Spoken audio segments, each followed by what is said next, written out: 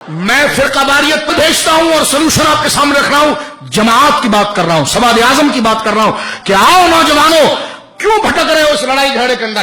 وہ آپ بھی پریشان ہو، کہتے ایک مولوی کہتا، ایک مولوی کہتا. میں کہتا ہوں میرے بچوں آپ ٹھیک کہتے ہو، واقعی میں تمہارا جتنا نازک ذہن ہے تم اس اعتبار سے صحیح کہتے ہو، لیکن اتنی بات تو تم کالج یونیورسٹیاں پڑھتے ہو، تم جناب کتابیں پڑھتے ہو، تم اہل علم ہو، اتنی بات تو تم سمجھتے ہو کہ کوئی تو نقطہ ہوگا جس پر اتفاق ہوگا. اور وہ اتفاق کیسے ہوگا؟ شاہ عبد الحق کو وہ بھی رحمت اللہ علیہ کہہ رہے ہیں، ہم بھی کہہ رہے ہیں. شاہ عبد العزیز کو وہ بھی جنتی کہہ رہے ہیں، ہم بھی جنتی کہہ رہے ہیں. تو کافر جنتی ہو سکتا ہے؟ جس کا جو عقیدے میں بدعت کرے وہ جنتی ہو سکتا ہے؟ تو اب آؤ، جب تم بھی ان کو رحمت اللہ علیہ کہہ رہے ہیں، ہم بھی کہہ رہے ہیں، تو ان کی کتابیں کھول کے دیکھ لو، جس مسئلے میں اختلاف ہے جو یہ کہے تم بھی مانو ہم بھی مانے، ختم کرو. پھر مسجدوں سے مسلک کے بورڈ ختم ہو، صرف لکھ دو مسجد، بس صرف لکھ دو. کہتے تم یہ آگے حنفی بریلوی کیوں لکھتے ہو؟ تو ہم نے کہا بتانا پڑتا ہے.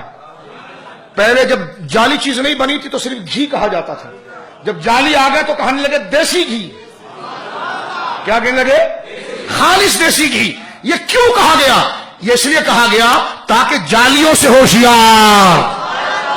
میلاد کے بارے میں کیا جملہ لکھتے ہیں مدارج نبوت کے اندر؟ آپ لکھتے ہیں ابو لہب نے حضور نبی اکرم صلی اللہ علیہ وسلم کی پیدائش ولادت باسعادت کی خوشی میں مسرت کا اظہار کیا. اللہ تعالیٰ نے اس کی بدولت اس کے عذاب میں تخفیف فرما دی، کمی کر دی، اور پیر کے دن اس سے عذاب اٹھا لیا، جیسا کہ احادیث میں آیا ہے. اس جگہ میلاد منانے والوں کے لیے دلیل ہے. یہ عقیدہ بریلی کا ہے یا سارے علماء کا ہے؟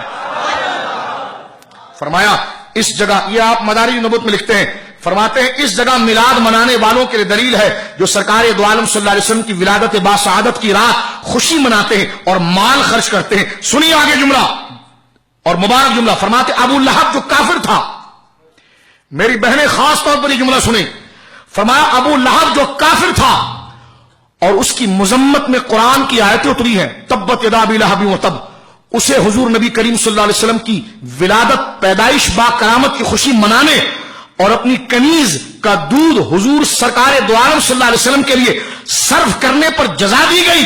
تو مسلمان جو محبت اور سرور سے مالا مال ہے وہ اور اس سلسلے میں مال خرچ کرتا ہے، اس کا کیا حال ہوگا؟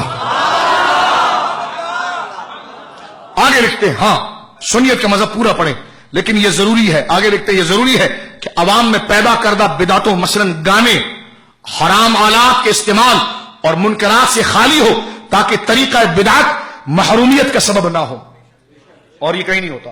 ظہر کی نماز ہماری مساجد میں پڑھی جاتی ہے، باوضو ہو کر لوگ نکلتے ہیں، نعرے تکبیر، نعرے رسالت، ذکر، اذکار، حضور کے فضائل کرامت، نعتیں، یہ ذکر ہوتا ہے. تمام علماء، کراچی کی میں بات کر رہا ہوں آپ کے سامنے، آپ دیکھیے کہ عصر کی نماز کے وقت نشتر پارک آ کر جمع ہوتے ہیں، وہاں پر سارے علماء و قائدین نماز عصر ادا کرتے ہیں.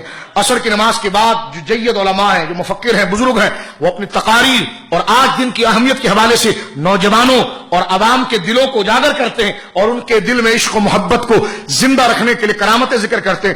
مغرب کا وقت ہوتا ہے، پھر نماز مغرب ادا کی جاتی ہے، اس کے بعد سب اپنے گھروں کی طرف آتے ہیں، باقاعدہ باضابطہ، ہاتھوں میں کوئی ڈھول مول نہیں ہوتا ہے، جھنڈا ہوتا ہے جو صحابہ لیا کرتے تھے، اور زبانوں پر گانے نہیں ہوتے، ترانے ہوتے، مرحبا یا مصطفیٰ مرحبا، اور بینروں پر لکھا ہوتا ہے جشن ولادت مصطفیٰ مبارک ہو، نثار تیری چہل پہل پر ہزاروں عیدیں ربیع الاول، سوائے ابلیس کے جہاں میں سبھی کو خوشیاں. بولے سبحان